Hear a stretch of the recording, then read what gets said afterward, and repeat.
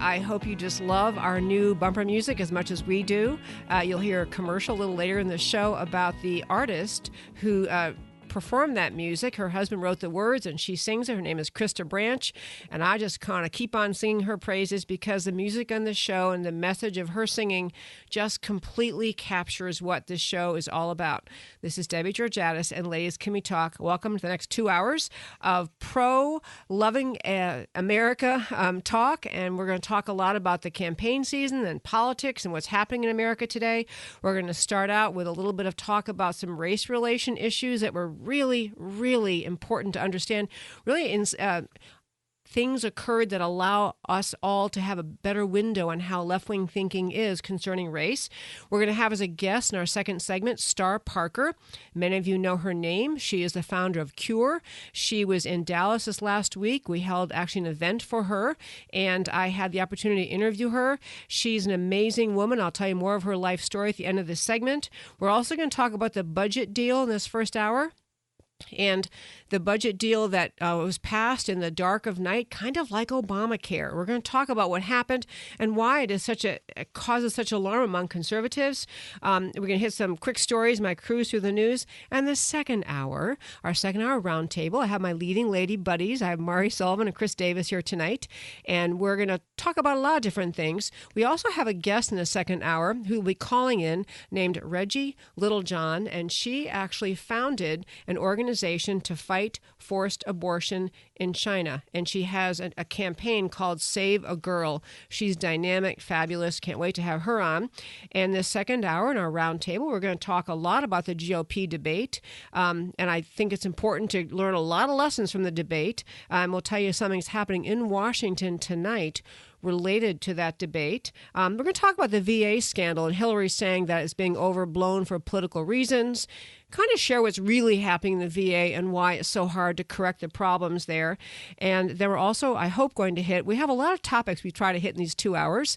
I often say that this show, Ladies Can We Talk, our theme is all issues are women's issues. And the other theme I like to say about a lot is just, it's women talking about America's future. And we talk just about all the things that are going to shape America's future and the power and ability we have to shape America's future ourselves by being engaged, well-informed, and willing to speak up in our day-to-day lives about all the things happening in America. Okay, so that's my show quick summary.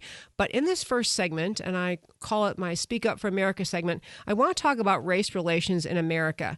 And I will tell you that Star Parker really inspired me this week. She, if you know her quick story, which we'll get to hearing her interview in the next segment, but she grew up, and she will call herself welfare queen. She is an African American. She grew up in California. She was literally raised in the welfare state.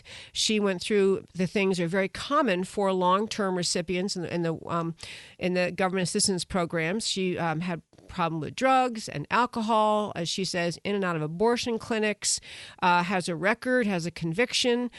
She said she kind of literally woke up in the gutter quite often. She really had kind of a lost life, and then she really turned her life around. She attributes that to entering a church one day, something a pastor said to her just resonated with her, but she's turned her life around, and more than just getting her own life on track, she founded a group called CURE. And CURE is based in Washington, D.C. It's a center for urban I thought that missed the R, urban something education. But anyway, urban renewal. Thank you very much. Urban renewal and education. But the point of what she does is she goes around and talks to minority communities all over this country, big cities and smaller cities. She focuses in on the low-income minority communities and brings the message to them that the only answers out of poverty, crime, misery, the just terrible, destructive lifestyle that is the long-term poverty programs in America, that the poverty programs have created in America, is our conservative solutions. She talks about you need to find your way to personal responsibility. It's your job to straighten out your life. Stop blaming everybody else. You need to stay in school, finish high school, find a career, go to college if you can. Don't have children until you're married. And Get married if you have any interest in family. Get married, stay married, form a family unit. She talks about the importance of religion and faith in the communities. She takes that message, just seemingly such a difficult message for some politicians to say, and she's Black, and she says it in the Black community over and over and over. She's had a tremendous impact all around America as she brings this message to Black communities everywhere that it is incumbent on you to accept that we live in the best country on earth, the freest, the most abundant, the most prosperous, and it's your job to find your place in the American dream. Stop the victim culture, stop the blaming culture, stop thinking that you're poor because somebody who's white is rich, because that's a lie. She's just fabulous. And her organization, CURE, has just a stellar list of board members, and she does things that she calls them pastors' breakfasts. She goes into communities and finds pastors in large Black churches and says, let's sit down and talk about your parishioners. Let's talk about how to actually lift them out of this life of just utter slavery. She refers to the welfare state, to living your long-term life dependent on welfare, as slavery. She calls it that. In fact, her second book is called Uncle Sam's Plantation. And so she's a very, very inspiring person. But in this Speak Up for America segment, I started out by talking about Star, but I want to point out to you a couple of other things that were in the news this week that really point out how damaged race relations in America are, and they have been intentionally damaged. They are damaged repeatedly, day by day, on an ongoing basis by the American left. And I'm going to tell you what I mean by that. There was an article, it was actually kind of an interesting article, and we'll post it on our Ladies Can We Talk Facebook page. Ladies Can We Talk has a Facebook page, and we have a great new website, ladiescanwetalk.org.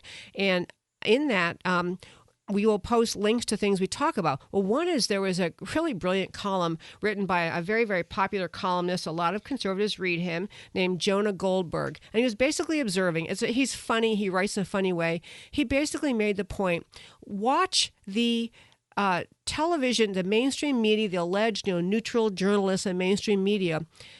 They're flummoxed. They're stuttering. They're speechless in amazement that Ben Carson, number one, is a Black conservative at all, that he even exists. Number two, that he is in an eloquent, articulate, relentless way. He brings a conservative message of faith, family, freedom, free markets, limited government, reducing regulation, all the conservative messages, that he brings that. And these mainstream reporters are even more flummoxed, just, rendered speechless by the idea that Ben Carson's popular with conservative voters, because these people, these media people, have lived their lives in this farce. They have created a fantasy world in which they believe that they are able to observe the conservative side and accurately read the conservatives as, oh, you're conservative?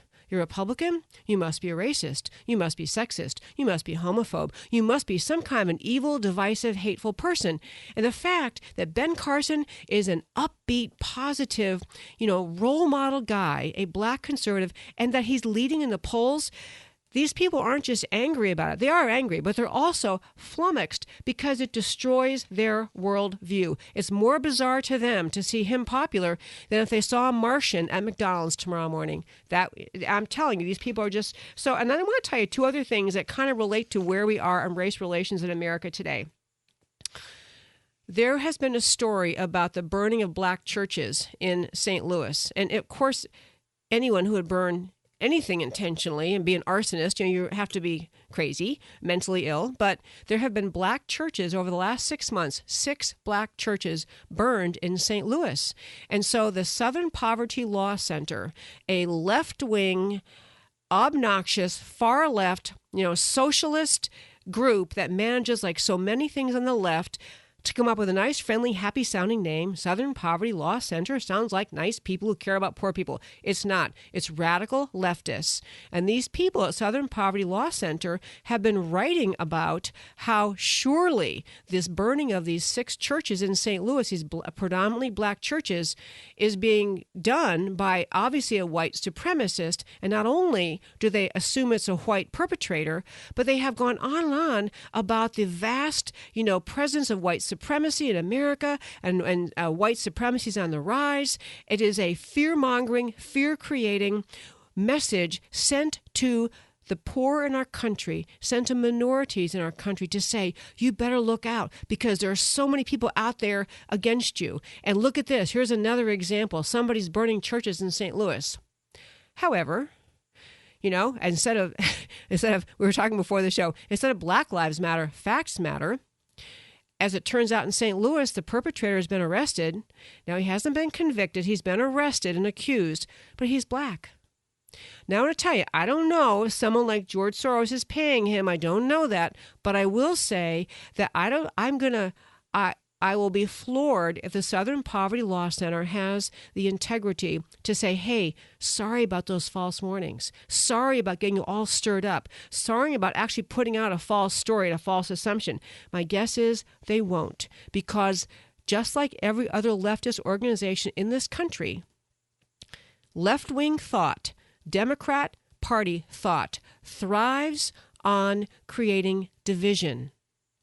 The Democrat Party gets its base of voters by dividing America into groups of, students are now victims, minorities are victims, women are victims. They create a whole mass of victim groups, teaching and telling each of them that everybody else is treating you unfairly. They're out to get you. This isn't fair. You're being mistreated. And then cajoling these people to vote Democrat because somehow the Democrats are going to ride in and change everything. Never mind that the Democrat policies over the last 50 years, the whole Great Society, the enormous transfer of wealth from taxpayers to recipients of welfare has done nothing except increase poverty. It has embedded poverty in generations of families. And still, when those policies fail, what the Democrats say is, well, you see, it's the Republicans' fault, it's the rich guy's fault, it's George Bush's fault, it's big corporate, it's somebody else's fault. It's never the fact, the truth, that liberal policies make people poor. Liberal Democrat policies hurt poor people, hurt minorities, hurt everyone inflicted with them. So, this Speak Up for America moment, I always try to go back to some talking points at the end of these segments. I do really encourage you, when you read these stories about, the Southern Poverty Law Center blaming a white supremacist as a non-existent white supremacist, when you hear people talking about, that it tends in America to have blacks tend to vote overwhelmingly Democrat, take the time to point out to anyone, to whether you're talking to a white liberal friend, a black friend of yours, anyone you talk to, point out a few facts. The Great Society embedded poverty in low-income communities. The Great Society, massive wealth redistribution, hurts poor people. Because the left, the media, is spreading the opposite message every day, all day long. And our job on the conservative side is to spread truth. This is Debbie Georgatos and Lay's Kimmy Talk on 660 AM The Answer. Come on back after a quick break and we'll talk with Star Parker.